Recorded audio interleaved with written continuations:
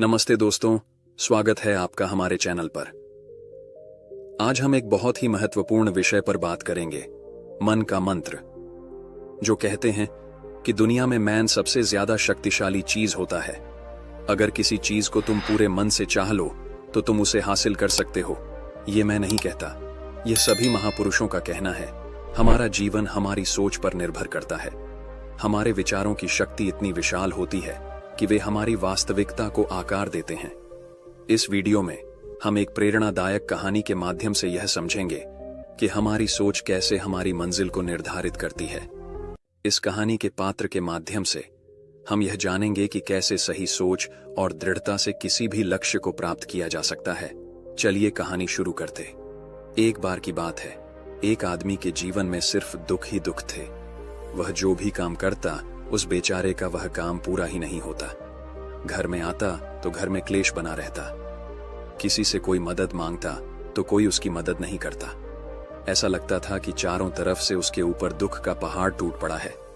उसे समझ नहीं आ रहा था कि मैं इन दुखों से कैसे पार पाऊं। वह दिन रात यही सोचता रहता था कि अपने दुखों से छुटकारा कैसे पाना है। इसी कारण से वह रात में सो भी नहीं पाता था।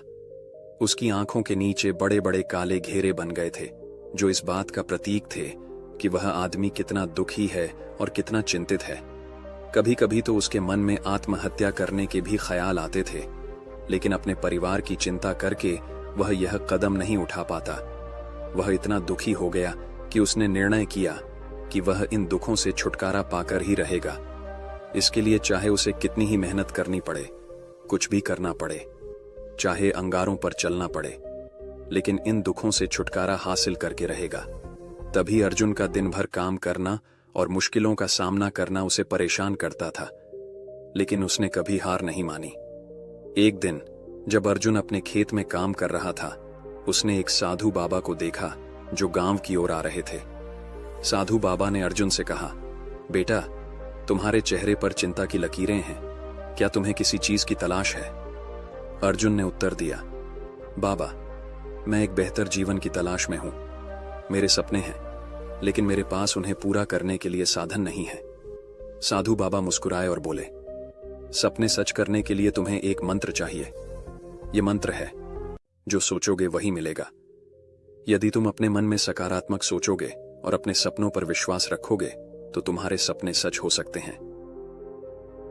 2 मन का मंत्र। साधु बाबा के शब्द अर्जुन के दिल में गहरे उतर गए। उसने सोचा कि वह इस मंत्र को अपनी जिंदगी में अपनाएगा। वह जानता था कि यह आसान नहीं होगा, लेकिन उसने तय किया कि वह कोशिश करेगा।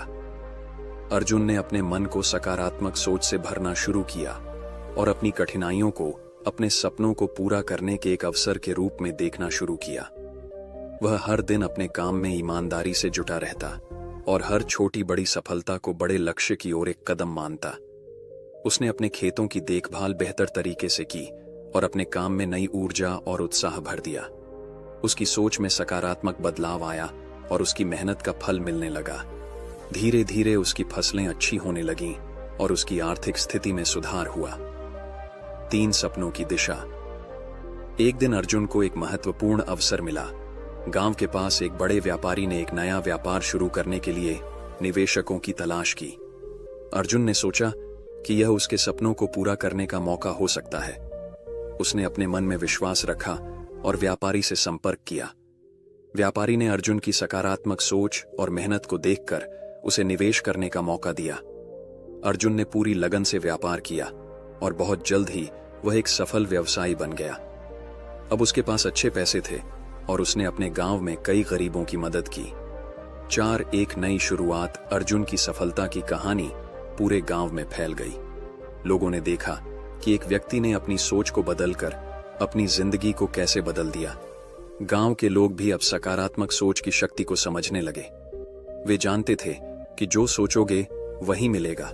सचमुच एक प्रभावशाली मंत्र है।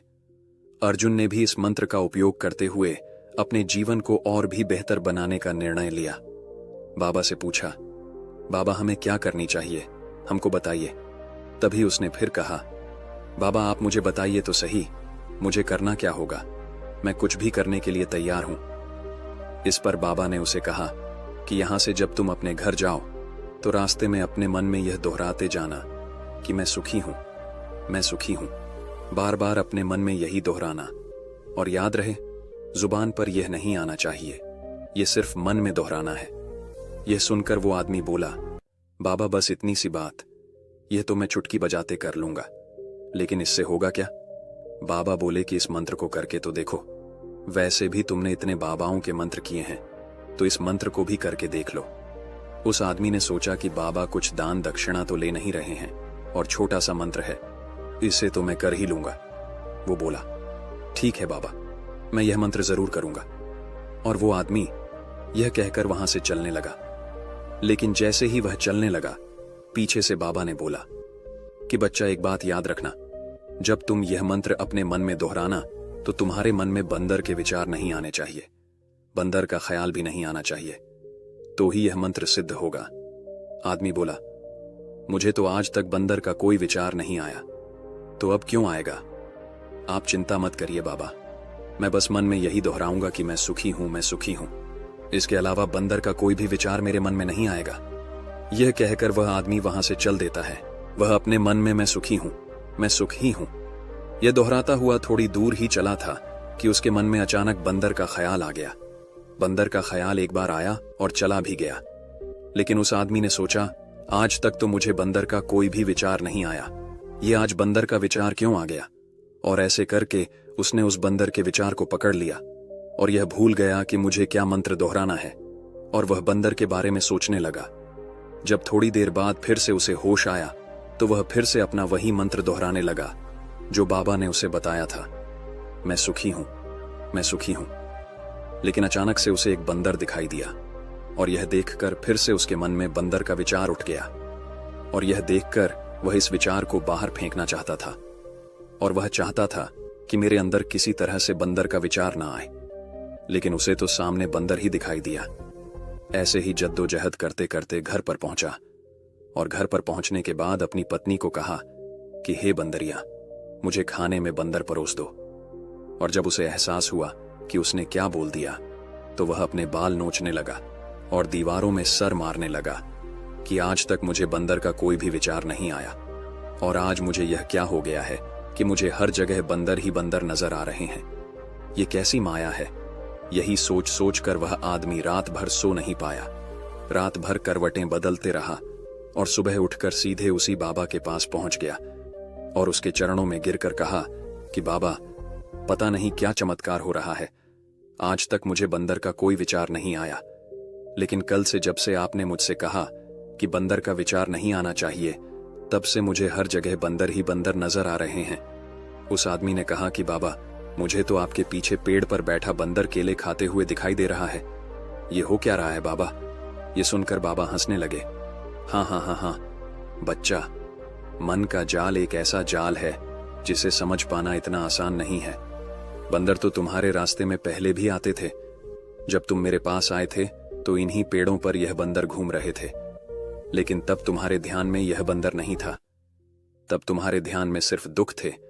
इसके बाद बाबा ने उसे बताया कि बच्चा, हम जिस चीज से भी दूर भागना चाहते हैं, वही चीज हमारे मन में बहुत गहरे में प्रविष्ट हो जाती है और हमारे अंतर्मन में समा जाती है।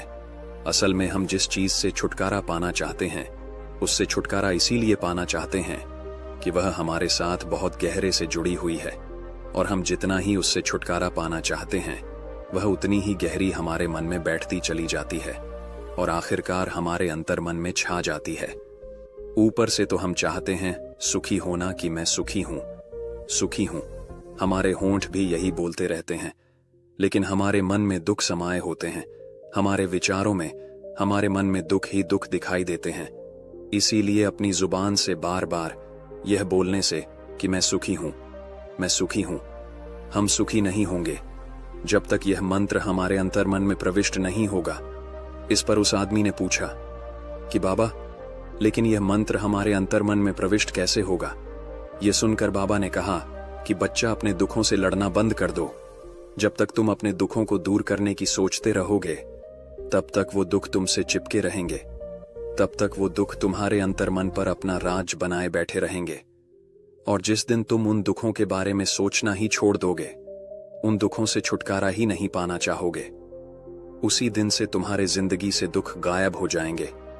क्योंकि किसी भी चीज से छुटकारा पाने के लिए हमें उस चीज के बारे में सोचना पड़ता है, और हम जितना ही उस चीज के बारे में सोचते हैं वह उतनी ही गहरी हमारे मन में प्रविष्ट होती चली जाती है। हम अधिकतर समय दुखों के बारे में ही सोचते हैं। हम यही सोचते हैं कि हमारे जीवन में दुख है और हमें इससे छुटकारा पाना है। इसी वजह से बार बार सोचने से वो दुख हमारे अंतर मन में प्रविष्ट हो जाते हैं और हमें एहसास भी नहीं होता। इसीलिए अगर तुम दुखों से छुटकारा पाना चाहते हो तो दुखों से छुटकारा पाने के बारे में सोचना छोड़ दो। तुम्हें दुखों से छुटकारा मिल जाएगा। अक्सर आदमी धूम्रपान छोड़ना चाहता है, शराब छोड़ना चाहता है, सुबह अपने आप से यह वादा करता है कि मैं कोई भी गलत काम नहीं करूंगा, लेकिन शाम को जब लौटता है तो नशे में चूर होकर लौटता है। ऐसा क्यों होता है? जो हम सोच रहे हैं वह पूरा कर ही नहीं पा रहे हैं। असल में हम उस चीज को बहुत ज्यादा तवज्जो दे रहे हैं, उस चीज को बहुत ज्यादा अहमियत दे रहे हैं। जब भी हम उस चीज को छोड़ने के बारे में सोचते हैं तो हम उसकी इम्पोर्टेंस यानी कि विशेषता और ज्यादा बढ़ा देते हैं। हमारा मन उस चीज के बारे में जितना ज्यादा सोचेगा, शराब या धूम्रपान छोड़ने के बारे में जितना ज्यादा सोचेगा, हमारा मन उतना ही उस चीज के पीछे ज्यादा भागेगा। हमें उस चीज से लड़ना नहीं है, बल्कि बिना सोचे गुजर जाना है।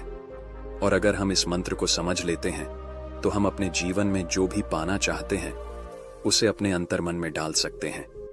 और एक बार वो लक्ष्य हमारे अंतर्मन में बैठ जाता है तो फिर सफलता पाने में कोई समस्या नहीं आती, कोई दिक्कत नहीं आती। तो दोस्तों, कैसी लगी आपको यह कहानी? यह दर्शाती है कि सोच और आत्मविश्वास के माध्यम से बड़े लक्ष्यों को प्राप्त किया जा सकता है और यह व्यक्ति के जीवन में बदलाव लाने में महत्वपूर्ण भूमिका निभा सकता है।